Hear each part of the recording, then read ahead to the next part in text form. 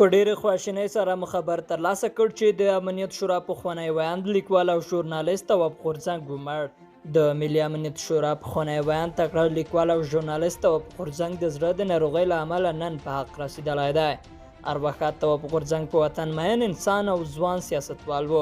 هغه په ملي مسایلو کې غوره دریځ درلود، د لروبر دیوالې پلوی و او تل په هیواد کې د قومي تعصبونو او بدمرغیو په وړاندې مبارزه کړې وه. د معلوماتو له مخې تواب غورځنګ 3 ورځې مخکې د زړه د حملې له امله د کابل رایل روغتون کې بستر شوی و. 2 ځلې د زړه عملیات هم شوي و. د ارواښاد تواب غورځنګ د کورنۍ غړو د مړینې خبر تایید کړی دی. دغه وروستۍ فیسبوکي پوسټونه ارواښاد تواب غورځنګ د جولای په لومړۍ نیټه په خپل فیسبوک کې لیکلي وو. وطن ډېره بده وضع کې دی. د قومي او سمتي نفاق برنامه د پردیو برنامه ده. د خدای جل جلاله او وطن په خاطر لومړیتوبونه تشخیص او وطن د ایران، روس او پاکستان له بدو نیتونو وژغورئ.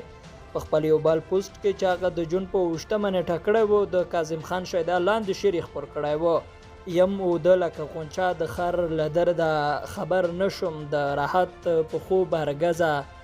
ارواښاد تواب غورځنګ د ملي امنیت شورا د دفتر د ویاند، د ترانسپورت وزارت د ستر سلاکار او د سیمه ییزو ارګانونو خپلواکې ادارې د ویاند ترڅنګ په بېلابېلو رسنیو کې کار کړی و. هغه تکړه ژورنالیست او لیکوال و. د نوموړي پر مړینه لیکوال او ژورنالیستانو خفګان او غمرازي ښکاره کړې ده او په ټولنیزو رسنیو کې د هغه په اړه پوسټونه کړي دي. دوی د ارواښاد تواب غورځنګ مړینه ستره صحیح بللې ده.